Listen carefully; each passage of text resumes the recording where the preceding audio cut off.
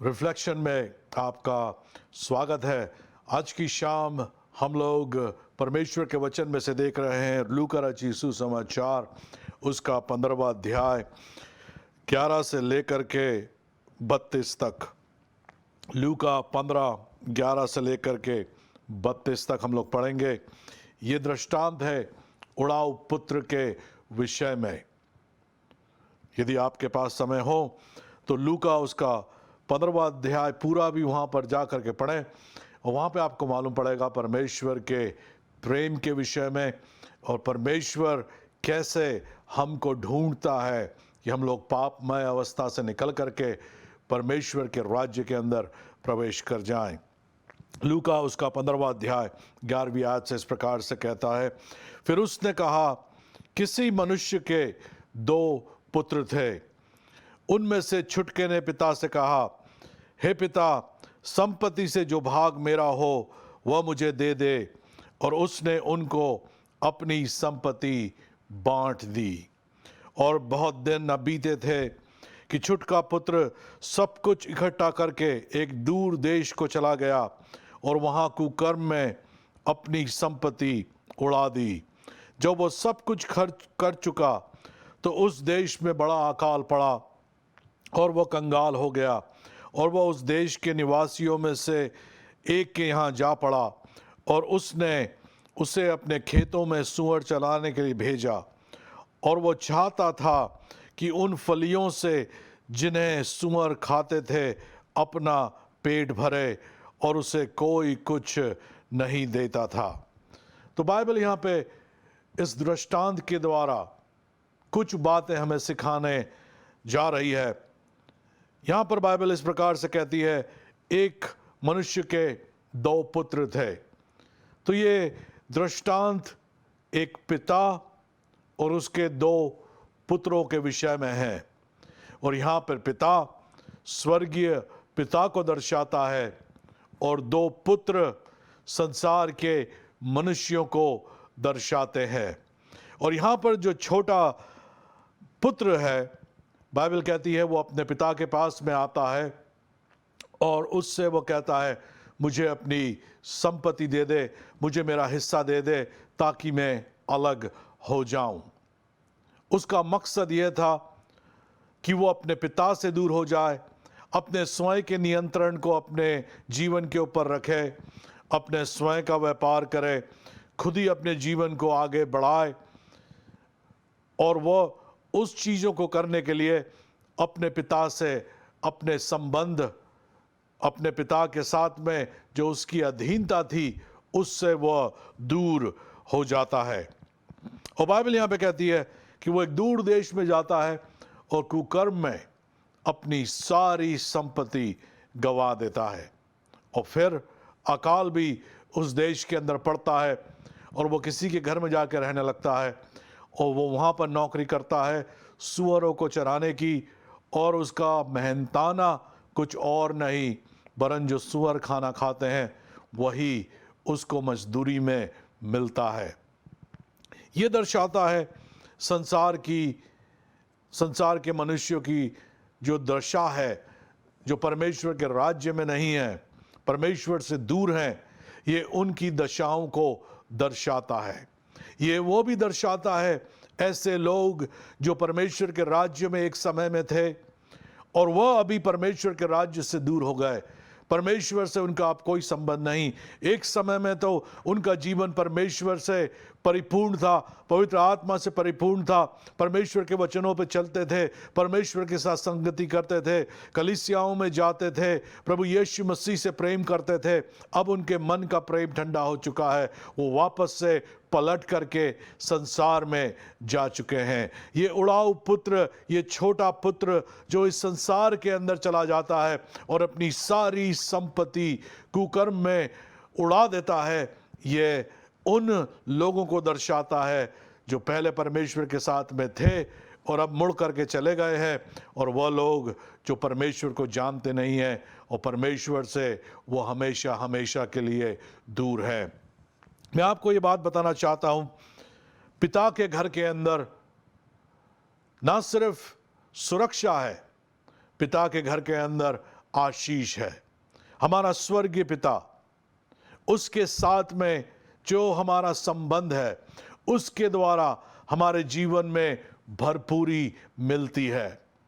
परंतु कई बार क्या होता है, शैतान आकर के हमारे मन के अंदर डालता है कि यदि तू परमेश्वर पे विश्वास नहीं कर रहा होता, परमेश्वर की आज्ञाओं को नहीं मानता, यदि परमेश्वर के साथ नहीं चलता और तू संसार के समान दुष्कर्म करता, चोरी करता, घूस लेता, अपराध करता, बुरे कामों के पीछे चलता, बुरे पैसों के पीछे जाता, तो तू धनवान हो जाता, तेरे पास भी बड़ा नाम होता, तेरे पास भी कई वैभव और कई धन संपत्ति तेरे पास में हो जाती। ऐसे कई प्रकार के विचार विद्रोह करने के लिए परमेश्वर के विरोध में शैतान हमारे मन के अंदर डालता है। उसी प्रकार से इस पुत्र के मन में भी कई प्रकार के विचार आए होंगे।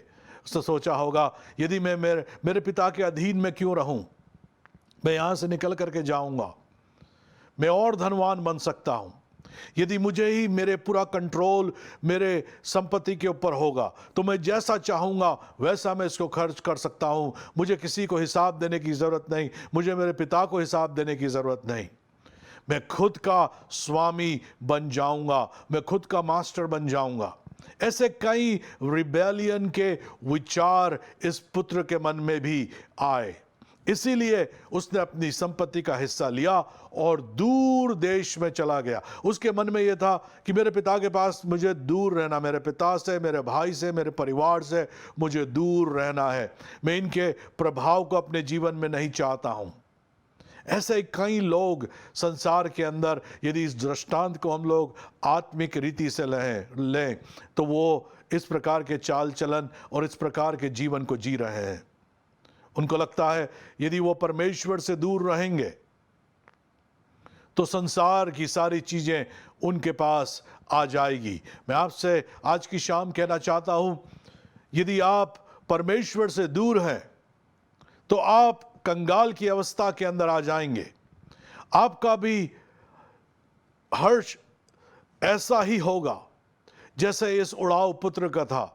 इसकी जो कंडीशन थी वैसे ही आपकी भी हो जाएगी। कई बार तो हमें मालूम ही नहीं रहता है, हम इतने डिसेंसिटाइज हो जाते हैं, इतने हमें मालूम ही नहीं पड़ता। हम लोग सुअरों के बीच में, संसार के अंदर, सुअर क्या दर्शाते हैं? संसार के पाप, घृणा के काम, घिनौने पाप, उनके अंदर पड़े रहते हैं। और शैतान जो हमें खिलाता है, जो वो पाप की मजदूरी है, वही हम खाए पड़े रहते हैं।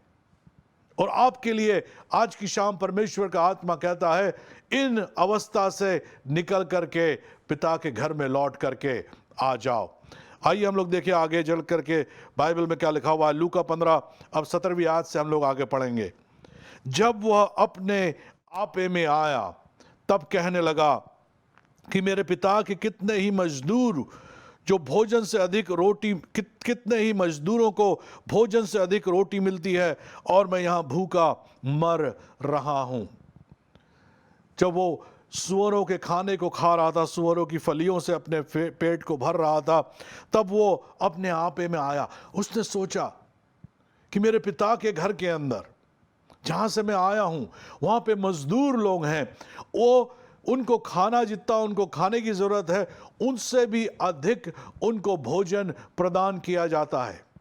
उनके पास वस्त्र है, उनके पास रहने की जगह है, और मैं यहाँ पर सुअरों के बीच में, कंगाल अवस्था में, अकाल के देश में मैं भूखा मर रहा हूँ। वो अपने आपे में आया। मैं आपसे आज की शाम पवित्र आत्मा की सामर्थ के अंदर कहना चाहता हूँ, उसका परमेश्वर का आत्मा आपके हृदय को आज ही इसी घड़ी स्पर्श करे और आप अपने आपे में आए और पलट करके ये सोचें, अपने अंदर ये विचार करें किस अवस्था के अंदर आप हैं।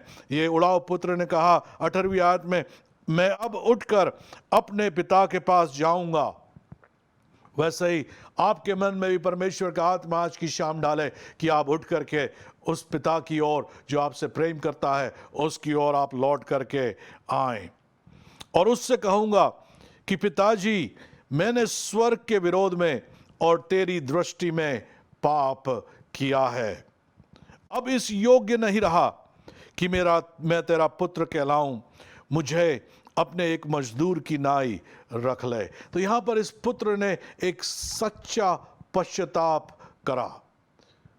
उसने कहा, मैं इस योग्य नहीं हूं, मैं मेरे पिता के पास जाऊंगा और कहूंगा मैं तेरे पुत्र कहलाने की योग्य नहीं, मैंने तेरे विरोध में, स्वर्ग के विरोध में पाप किया है, मैंने ये घिनौना काम किया है। अब मैं तेरे पास आ रहा हूं, मैं तेरे पुत्र कहलाने की योग्य नहीं, मुझे एक मजदूर की नाई रख ले, मुझे एक मजदूर अपने घर के अंदर बना ले। और बाइबल कहती है 20वीं आयत में, तब वो उठकर उसके पिता के पास चला। वो अभी दूर ही था कि उसके पिता ने उसे देखकर तरस खाया और दौड़कर उसे गले लगाया और बहुत चूमा।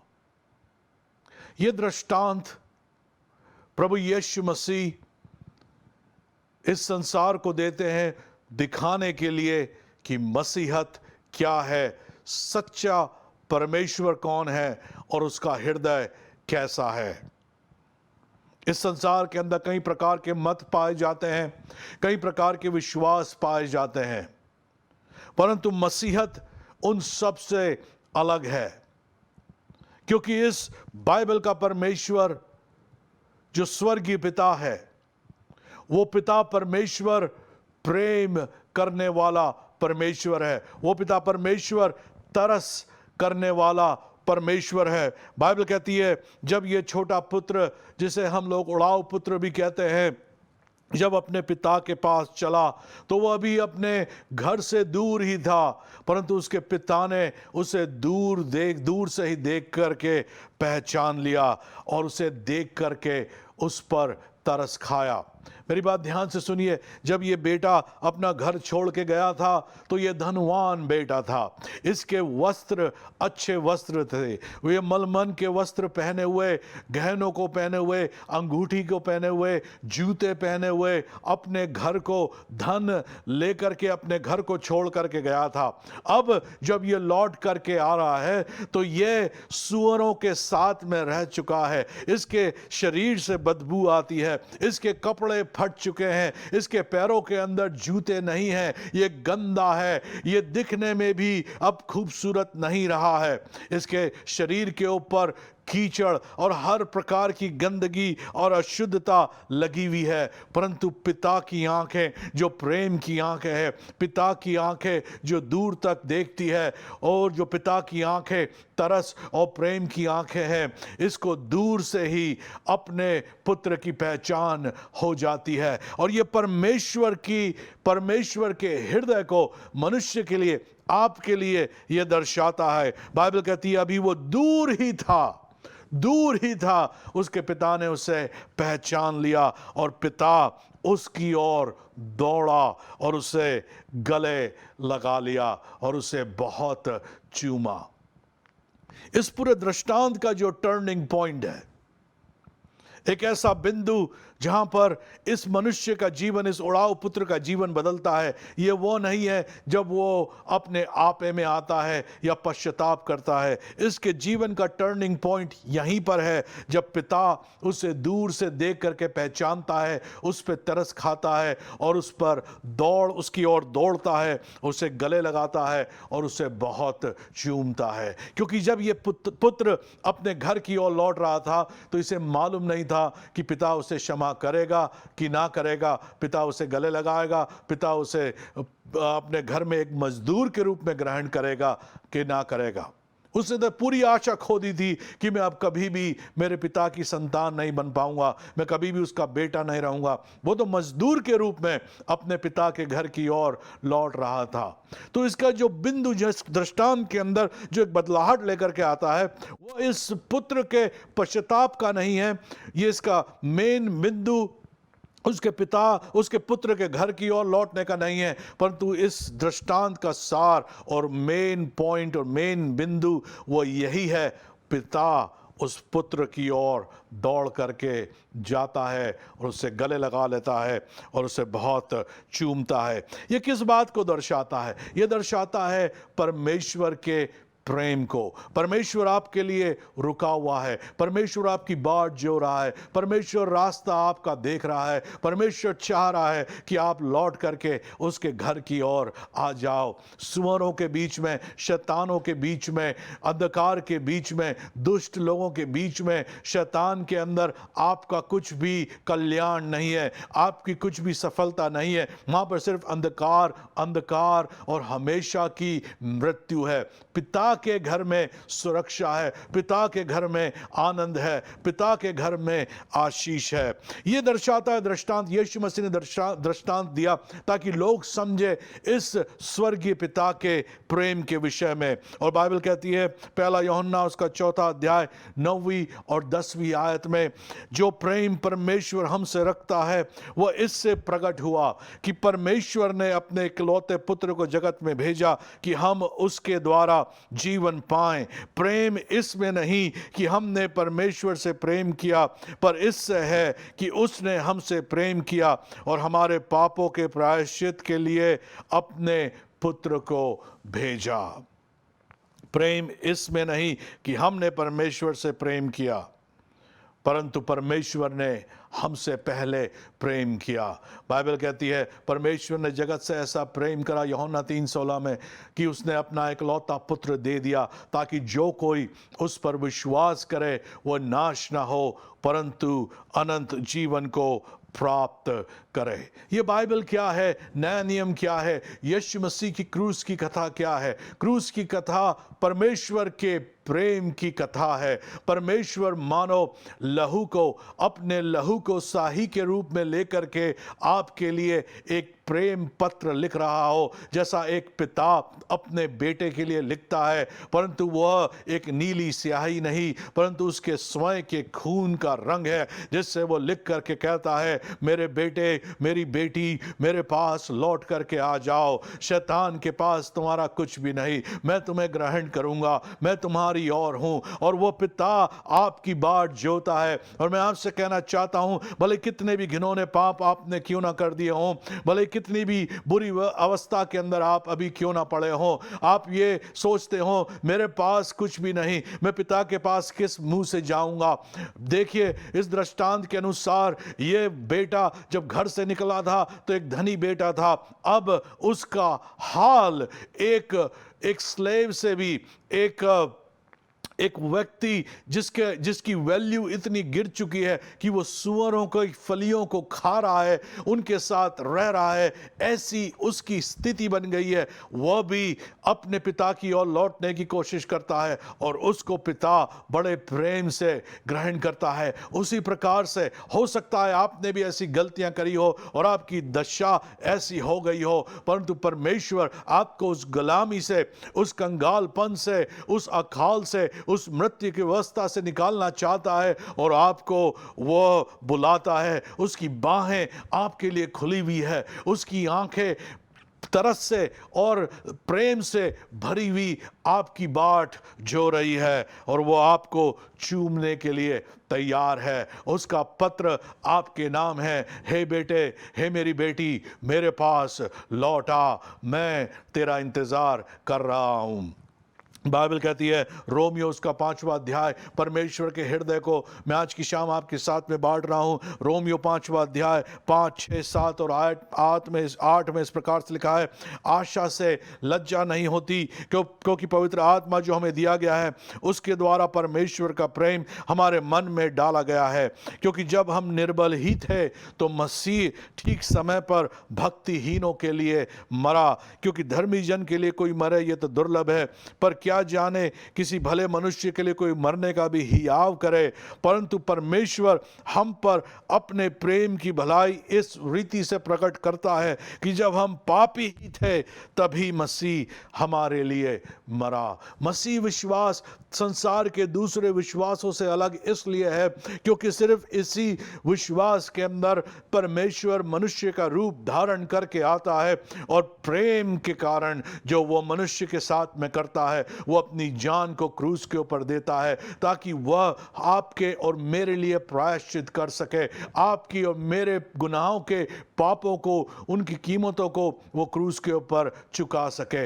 ऐसा कोई दूसरा विश्वास नहीं जिसके अंदर परमेश्वर ने अपने प्रेम को इस प्रकार से दिखाया।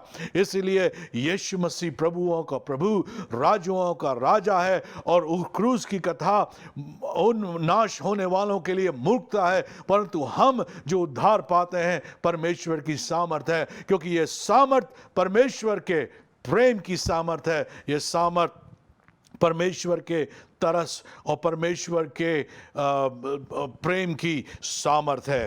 रोमियो उसका 8वां अध्याय 31 लेकर के 39वें आयत में इस प्रकार से लिखा है, सो हम इन बातों के विषय में क्या कहें? यदि परमेश्वर हमारी ओर है तो हमारा विरोधी कौन हो सकता है? जिसने अपने निज पुत्र को भी न रख छोड़ा परंतु हमें उसे हम सब के लिए दे दिया, वह हमारे उसके साथ हमें सब कुछ क्यों कर ना देगा?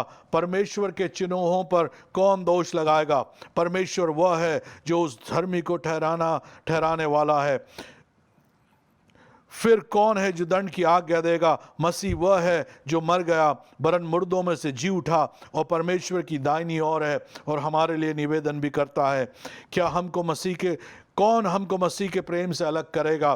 क्या क्लेश, क्या संकट, क्या उपद्रव, क्या अकाल, क्या नंगाई या जोखिम या तलवार? जैसा लिखा है कि तेरे लिए हम दिन भर घात किए जाते हैं, हम वध होने वाली भेड़ों की नाई गिने गए हैं। परंतु हम इन सब बातों में उसके द्वारा जिसने हमसे प्रेम किया है जयवंत से भी बढ़कर है, क्योंकि मैं निश्चय जानता हूं कि ना मृत्यु, ना जीवन, ना स्वर्गदूत, ना प्रधानताएं, ना वर्तमान, ना भविष्य, ना सामर्थ, ना ऊंचाई, ना गहराई और ना कोई और सृष्टि हमें परमेश्वर के प्रेम से जो हमारे प्रभु मसीह यीशु में है अलग कर सकेगी।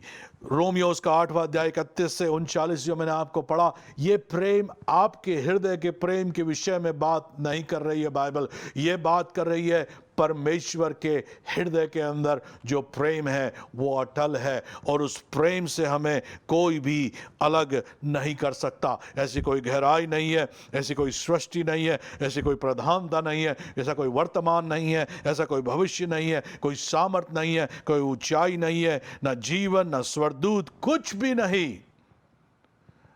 परमेश्वर के प्रेम से जो मसीह यीशु में है, जिसके द्वारा उसने इस संसार में अपने प्रेम को प्रकट किया है, हमको उस प्रेम से अलग कर सकता है। ऐसी कोई भी चीज़ हमें परमेश्वर के प्रेम से अलग नहीं कर सकती है।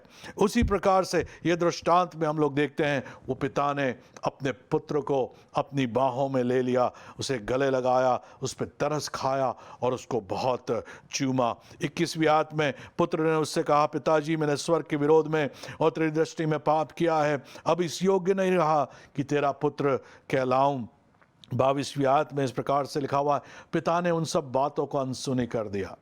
कहा, हो पिता मैंने गलती करी है, मैं इस योग्य भी नहीं कि मैं तेरा पुत्र कहलाऊं। पिता ने उन सब बातों को अनसुनी किया। 22वीं आयत में पिता ने अपने दास से कहा, फट अच्छे से अच्छे वस्त्र निकाल कर उसे पहनाओ।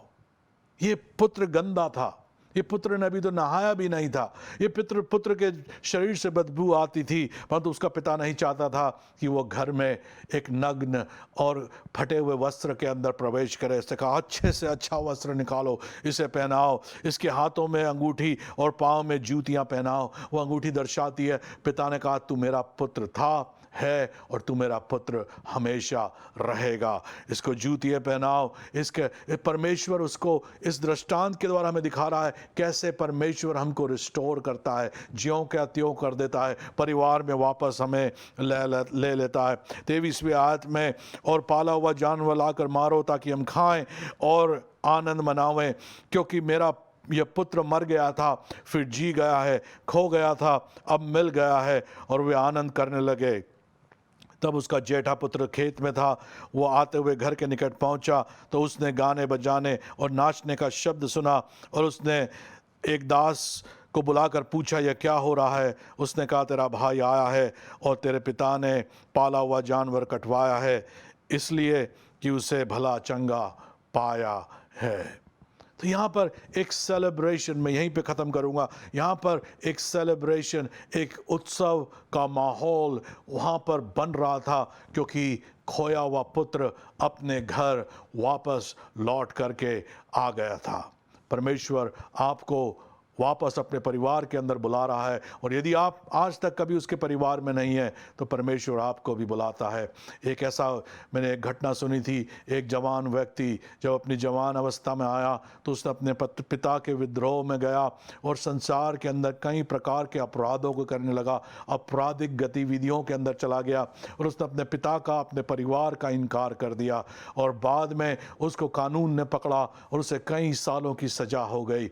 और वो सज़ा जब उसकी पूरी होने आई तो उसने अपने पिता को एक पत्र लिखा। वो अपने आपे में आया, उसने अपने पिता से कहा, पापा मैंने बहुत बड़ी गलती कर दी, मैंने अपने जीवन को ख़त्म कर दिया, मैंने अपने जीवन को नाश कर दिया, मैंने इतने साल अभी जेल में काट रहा हूँ, और मैं अभी कल मुझे इस जेल से आज़ादी मिलेगी और मैं ट्रेन पकड़ करके घर की ओर आऊँगा। मैंने टिकट लिया है एक अगले स्टेशन का जो अपने घर से भी आगे है, और मैं इस योग्य तो नहीं कि मैं आपका पुत्र बनूं वापस से या परिवार के अंदर आऊं, परंतु मुझे एक और मौका दे दो। मैं अपने आपे में आ चुका हूं, मेरे से बहुत बड़ी गलती हो गई है। आपको मालूम है पापा, घर के पीछे जो बरगद का पेड़ है, मैं उसको उस खिड़की की ओर से, ट्रेन की खिड़की से देखूंगा। यदि वहाँ पर एक सफ़ेद रिबन लगा होगा तो मैं स्टेशन से उतर जाऊंगा और घर आ जाऊंगा, उसका मतलब होगा कि आपने मुझे माफ़ कर दिया है। परंतु यदि वहाँ पर रिबन नहीं है तो मैं वो ट्रेन में यात्रा करता रहूँगा, मैं घर नहीं आऊँगा। मेरी गलतियों के लिए मुझे माफ़ कर दो। और कुछ ही दिनों बाद वो जेल से बाहर निकला और वो ट्रेन के अंदर से जा रहा था और उसके घर उसके पास में आ रहा था। उसने हिम्मत भी नहीं करी कि वो घर की ओर देखे। उसने अपने पड़ोसी से, जो उसके साथ यात्रा कर रहा था, उससे कहा, हे भाई, कुछ ही क्षणों में एक घर आएगा और एक बड़ा बरगद का पेड़ है, क्या उस पेड़ की ओर देख सकते हो और देख सकते हो कि उसके अंदर कोई रिबन है? मेरे पास तो इतनी हिम्मत भी नहीं कि मैं उस रिबन को उस पेड़ के ऊपर देख लूं। और उसने कहा, मुझे बस इतना बता दो, जब वो ट्रेन निकलती है उस घर के सामने से, उस पेड़ के ऊपर रिबन लगा हुआ है कि नहीं लगा हुआ है। और यात्री वो खिड़की से, ट्रेन की खिड़की से देखने लगा, और ये लड़का अपनी गर्दन को नीचे झुकाए बैठा हुआ था। और कुछ ही क्षणों में वो ट्रेन उसके घर के पास से निकली, और उसके पड़ोस के यात्री ने उससे कहा, उठ के देख, उठ के देख, तेरे जो बरगद का पेड़ है पूरा रिबनों से, सफ़ेद रिबन से भरा हुआ है। उसके पिता ने एक नहीं, कई 100 रिबन उस पेड़ के ऊपर टांग दिए थे।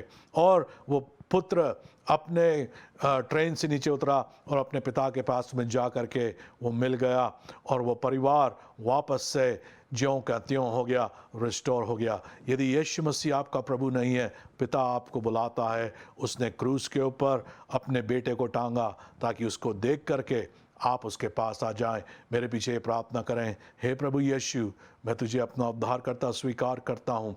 मैं विश्वास करता हूँ कि तूने क्रूस पर अपनी जान दी और तीसरे दिन मुर्दों में से जी उठा।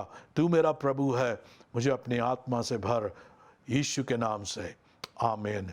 पिता आपको ग्रहण करता है। आप परमेश्वर के लिए बहुमूल्य हैं। अगले हफ्ते इसी घड़ी आपसे फिर मुलाकात होगी, यीशु के नाम से।